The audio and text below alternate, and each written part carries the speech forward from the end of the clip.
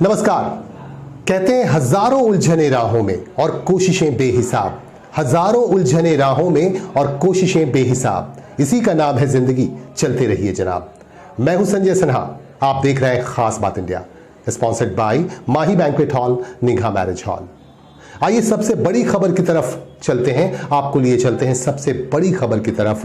हम सब बेखौफ हैं कोरोना से, लेकिन कोरोना की रफ्तार एक बार फिर से बढ़नी शुरू हो गई है। कुछ राज्यों से जो खबरें आ रही हैं, जो रिपोर्ट्स हमारे पास आ रहे हैं, बेहद चिंतनीय हैं। बात करें अगर महाराष्ट्र की, दिल्ली की, तमिलनाडु की, गुजरात की, तो इन राज्यों से जो खबरें आ रही हैं बेहद चिंतनीय है। पिछले 24 घंटे की अगर बात करें तो पिछले 24 घंटों में कई हजार नए मामले आ गए हैं, जिसकी वजह से गृह मंत्रालय भी काफी सतर्क हो गया है। केंद्रीय गृह मंत्रालय की तरफ से एक नया गाइडलाइन जारी कर दिया गया है जो 1 से 30 अप्रैल तक लागू होगा। आपको बता दूं कि इस गाइडलाइन के मुताबिक एक दूसरे जगह पे जाने से कोई मनाही नहीं है। आप जा सकते हैं, जहां आप रहते हैं दूसरे राज्यों की तरफ भी जा सकते हैं, दूसरे शहरों में जा सकते हैं, लेकिन सोशल डिस्टेंसिंग का पालन करना होगा वरना जुर्माना हो सकता है। मास्क का इस्तेमाल करना होगा वरना जुर्माना हो सकता है।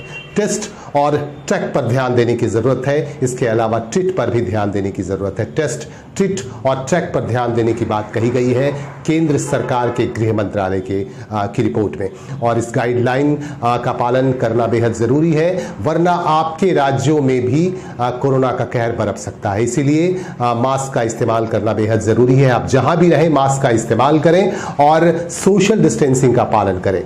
इन बातों का ख्याल जरूर रखना है, वरना अगर ऐसी बातों का ख्याल नहीं रखेंगे तो कोरोना की रफ्तार आपके आसपास भी बढ़नी शुरू हो जाएगी।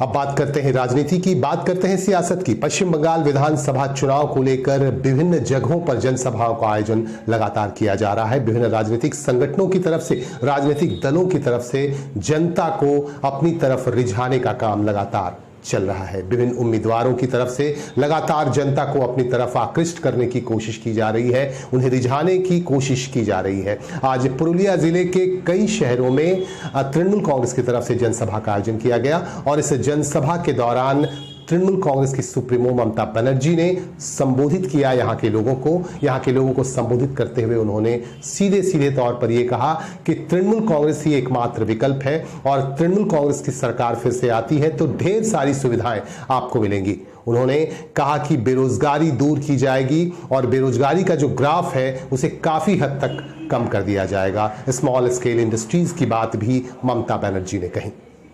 सुलभे विद्युत আমরা করে দেব, 5 লক্ষ কোটি টাকা ইনভেস্ট হবে স্মল স্কেল ইন্ডাস্ট্রির জন্য, এবং 5 লক্ষ ছেলে মেয়ের চাকরি হবে আলাদাভাবে। কয়েক কোটি চাকরি স্মল স্কেল ইন্ডাস্ট্রিতে হয়েও, মাটির সৃষ্টিতে হয়েও 50% বেকারি আমরা কমিয়েছি, আরো 50% বেকারি আমরা কমিয়ে দেব। দারিদ্রতা আমরা 35% নামিয়ে এনেছি, আমরা এটাকে 5% করে দেব। আমরা দারিদ্রতাও রাখতে দেব না, আমরা বিনা পয়সায় খাদ্য দেব। স্বাস্থ্যসাথী কার্ড করেছেন, স্বাস্থ্যসাথী কার্ড মা বোনেরা করেছেন, যারা করেননি তারা করে নেবেন। আবার আগস্ট সেপ্টেম্বরে দুয়ারে সরকার আসবে আপনার ঘরের সামনে, করে নেবেন। তা নাহলে বিডিও অফিসে গিয়ে করে নেবেন। স্বাস্থ্যসাথী কার্ড পেলে 5। छत्तीसगढ़ से एक सैड न्यूज आ रहा है। छत्तीसगढ़ के नारायणपुर जिले में आज एक बॉम्ब ब्लास्ट हो गया। नक्सलियों ने एक बॉम्ब ब्लास्ट किया जिसकी वजह से 3 जवान शहीद हो गए। दरअसल बारूदी सुरंग बिछाकर बॉम्ब ब्लास्ट किया गया और इस ब्लास्ट में पुलिस के जवानों से भरी हुई एक बस दुर्घटनाग्रस्त हो गई और इस ब्लास्ट की शिकार हो गई। इस ब्लास्ट में 3 जवान शहीद हो गए, बल्कि कई और जवान बुरी तरह घायल भी हैं जिन्हें अस्पताल में दाखिल कराया गया है। यह एक बड़ी घटना है। आपको बता दूं कि नक्सलियों का कहर नारायणपुर जिले में काफ़ी हद तक छाया हुआ है और यहाँ अक्सर इस तरह की घटनाएं हो रही हैं। बारूदी सुरंग बिछाए जाते हैं और बारूदी सुरंग बिछाकर इस तरह के विस्फोट को अंजाम दिया जाता है, इस तरह की घटना को अंजाम दिया जाता है। आज भी नारायणपुर जिले में इस विस्फोट को अंजाम दिया गया जिसमें 3 जवान शहीद हो गए। एक बस को ही ब्लास्ट किया गया, बस में ब्लास्ट हो गया और 3 जवान मौके पर ही शहीद हो गए, बल्कि कई बुरी तरह घायल हुए हैं जिन्हें अस्पताल में दाखिल कराया गया है। यहाँ के पुलिस महानिदेशक ने कहा कि घायलों का इलाज चल रहा है विभिन्न अस्पतालों में और बहुत जल्द ही घायल ठीक भी हो जाएंगे, लेकिन इस तरह की घटना कैसे दूर की जाए इस पर किसी तरह का कोई संतोषजनक जवाब नहीं मिला पुलिस महानिदेशक की तरफ से।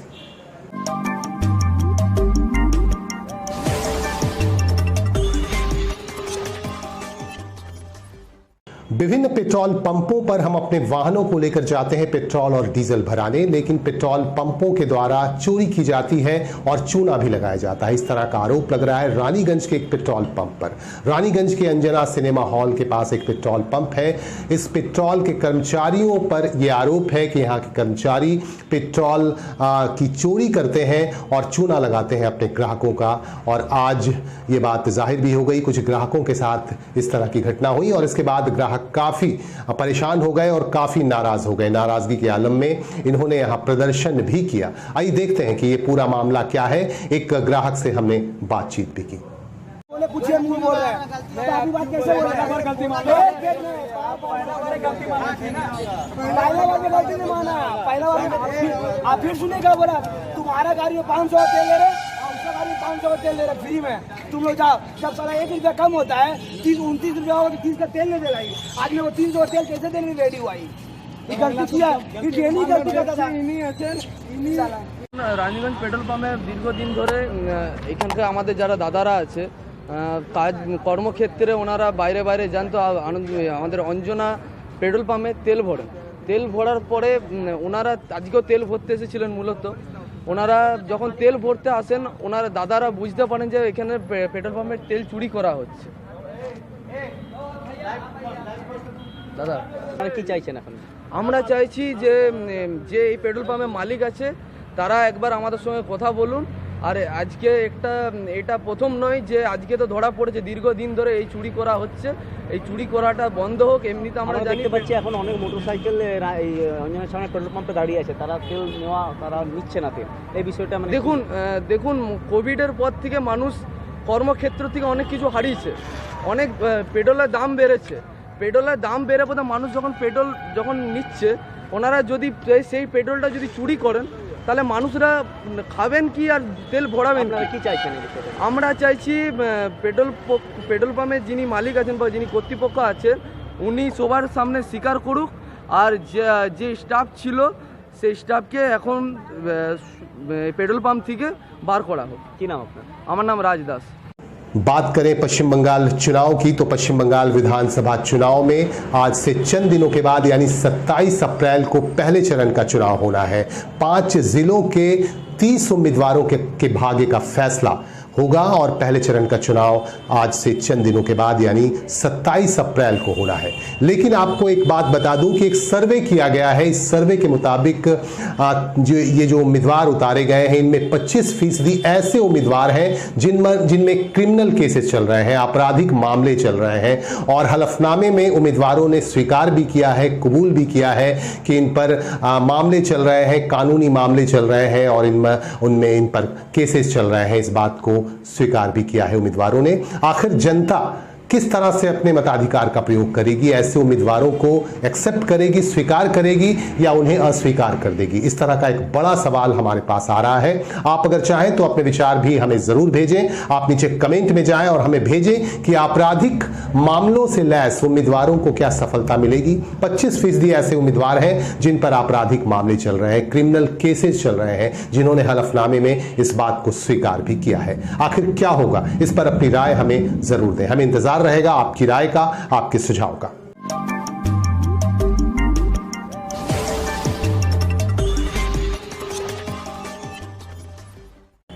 रानीगंज में तृणमूल कांग्रेस की तरफ से एक कार्यक्रम का आयोजन किया गया और इस सभा के दौरान तृणमूल कांग्रेस के नेताओं ने यहां के लोगों से बात की और यहां के लोगों को बार बार अपने पक्ष में वोट करने की बात भी कही। इस मौके पर कई वरिष्ठ तृणमूल कांग्रेस के नेतागण मौजूद थे और इस मौके पर सभी ने अपनी अपनी बातें रखी और विशेषकर रानीगंज से तृणमूल कांग्रेस के उम्मीदवार तापस बनर्जी इस मौके पर खास तौर से उपस्थित थे।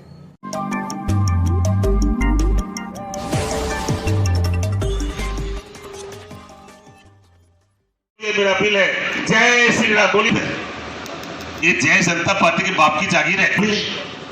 जय श्री राम नरेंद्र मोदी, जोगी जी, अमित शाह, नड्डा जितना भी है, इसकी बाप की जागीर है क्या?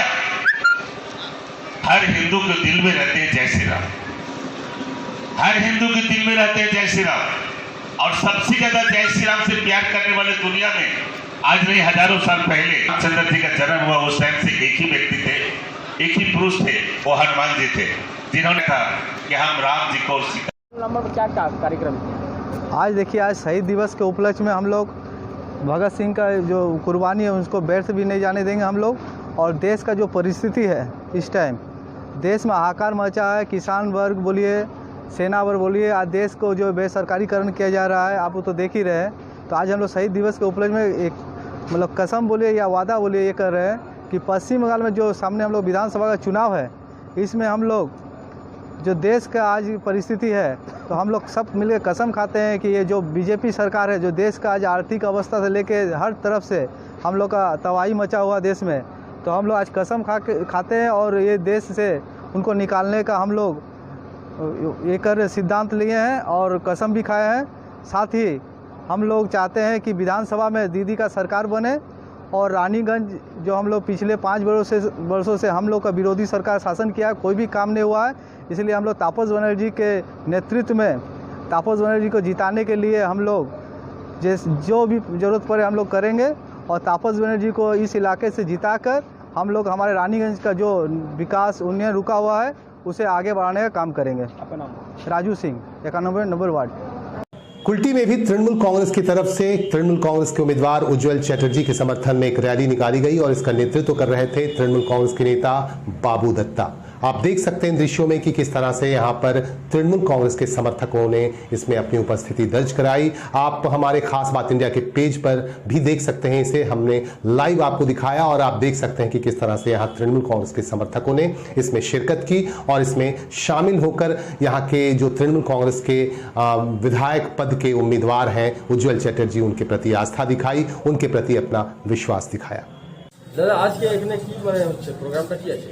हम लोग के यहाँ पर जो प्रोग्राम एक्चुअली ये पार्टी ऑफिस सीपीएम पीरियड से हम लोग बनाया है, 20-22 साल से ये पार्टी ऑफिस, और यहीं से हम लोग बहुत सा इलेक्शन पार किए हैं। 2006 इलेक्शन, 2011 इलेक्शन और ये हम लोग का फिर 2016, 2021 उज्जवल हम लोग का कैंडिडेट 2006 से यहाँ से रह चुका है। हम लोग का मकसद है कि आज ये जो पार्टी ऑफिस हम लोग थोड़ा सा नया करके बनवाए हैं, जो हमारा कर्मी समर्थक है टीएमसी का मेरा साथ जुड़ा हुआ रहता जो 365 दिन, उन लोग का आज बुला के हम लोग थोड़ा मुँह मीठा भी कराएंगे। और दूसरा बात जो है हम लोग का नेक्स्ट जो रणनीति है, जो इलेक्शन आ रहा, इसको लेके हम लोग 11 तारीख को एक तो हम लोग प्रोग्राम रखे हैं रैली, वो हम लोग का 300 वार्ड कवर करेगा। 11 तारीख को जो रैली आपने रखा है, हाँ, वो कहाँ से कहाँ तक रैली होगा? वो लाल बाजार से लेके पत्थर खाद। और हम लोग एक तो रखे थे बाइक रैली, लेकिन बाइक रैली जो है, बाइक रैली अभी परमिशन नहीं दे रहा, निर्वाचन कमीशन से उसको रद्द किया गया, इसलिए बाइक रैली फिर हम लोग पैदल करेंगे कुल्टी स्टेशन से लेके केंदुआ बाजार तक, वो है हम लोग 18 तारीख। क्या प्रपोजल ये है। सबसे बड़ा बात जो है, देखिए हम लोग राजनीति सीपीएम पीरियड से करते आ रहे हैं। उस टाइम पे ना इतना मीडिया था, ना व्हाट्सएप था, ना फेसबुक था। उस टाइम पे हम लोग का कोई सपोर्ट भी नहीं था। उस जगह से हम लोग राजनीति करके हम लोग उज्जवला के यहाँ से जिताए हैं काफी वोट से। हम लोग के पास में बीजेपी कोई फैक्टर नहीं है। बीजेपी जो है, अभी बीजेपी खाली अपना जो भी उन लोग का नेता लोकल है, ये लोग खाली झूठा वादा करके सेंट्रल से लेकर लोकल नेता तक झूठा वादा करके आदमियों को गुमराह करता है। इसीलिए पार्टी होगी, इसका नाम हो गया जुमला पार्टी, झूठा पार्टी। और हम लोग का रणनीति जो है, जो खेला होवे, हम लोग उन्नयन का साथ में लेके खेला होगा।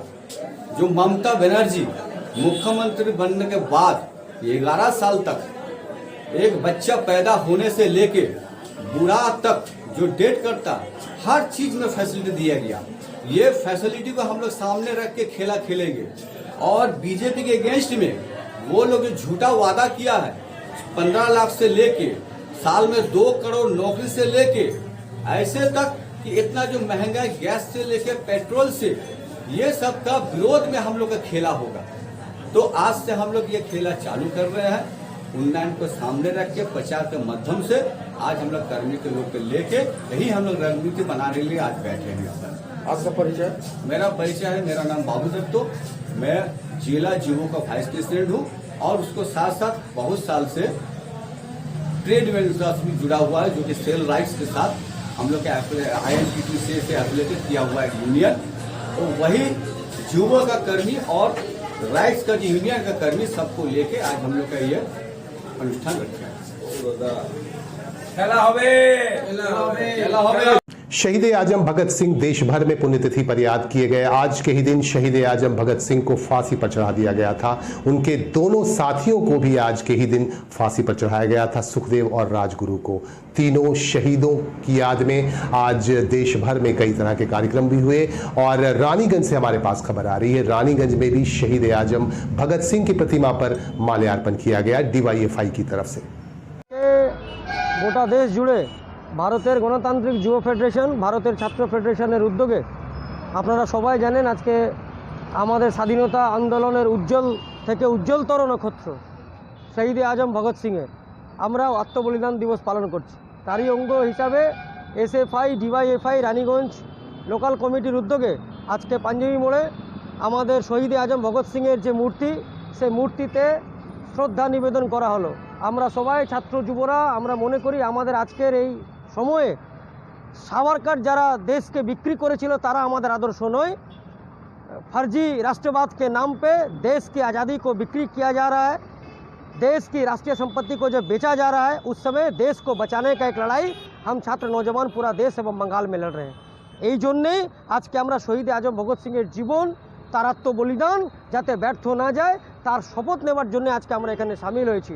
আমরা চাই कि ये आह्वान हम लोग पूरे ज़ोर शोर से लगाना चाहते हैं कि एक आज़ादी का लड़ाई हम लोग लड़े थे बरतानिया हुकूमत के ख़िलाफ़, और आज रोटी कपड़ा मकान के सवाल पे बेरोजगारी के खिलाफ, गरीबी के खिलाफ, भुखमरी के खिलाफ एक और आज़ादी की लड़ाई लड़नी बाकी है। कल लड़े थे गोरों से, आज लड़ेंगे चोरों से। एवं शहीद आजम भगत सिंह की ज़िंदगी से, उनकी कुर्बानियाँ से शिक्षा लेके हम चाहते हैं कि आज का युवा भगत सिंह के रास्ते पे चले।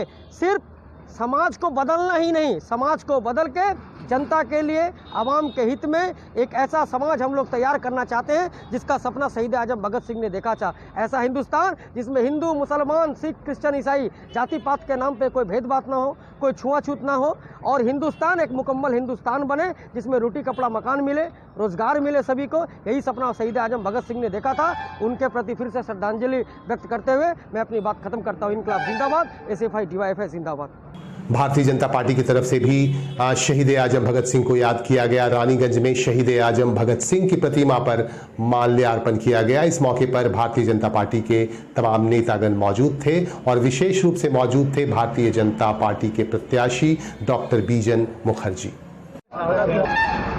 आज के আমি পাঞ্জাবি মোড়ে আমাদের যে শহীদ চক আছে সেখানে আমি ওনাকে পুষ্পার্পণ করলাম, শ্রদ্ধা জ্ঞাপন করলাম এবং প্রার্থনা করলাম যে উনি যেমন যেখানেই আছেন তেমন ভালো থাকেন, এবং ওনার কাছে আমি এটুকুই চাইলাম ওনার মতন যেমন আমি মনের মধ্যে শক্তি পাই যাতে আমি জিততে পারি।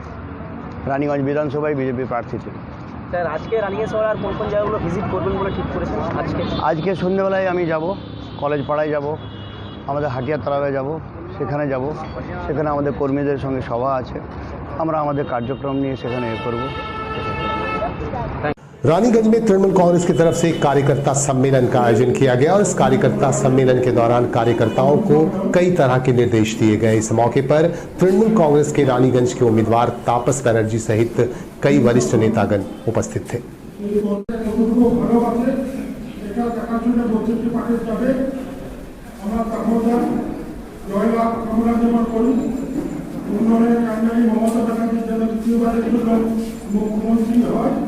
তার জন্য আমাদের গ্রামকে লড়াই চালিয়ে দিতে হবে। বিশেষ কিছু বলবো না, বক্তব্য রাখার কথা ছিল না, রাজা ইয়া বললো তার বক্তব্য রাখলো। এখন আমরা তাবদার কথা শুনুন এবং তাবদার মতামত। इन्हीं बातों के साथ लेंगे हम आपसे इजाजत, लेकिन इस वादे के साथ कि आपसे होगी फिर मुलाकात, क्योंकि करनी है आपसे खास बात। नमस्कार।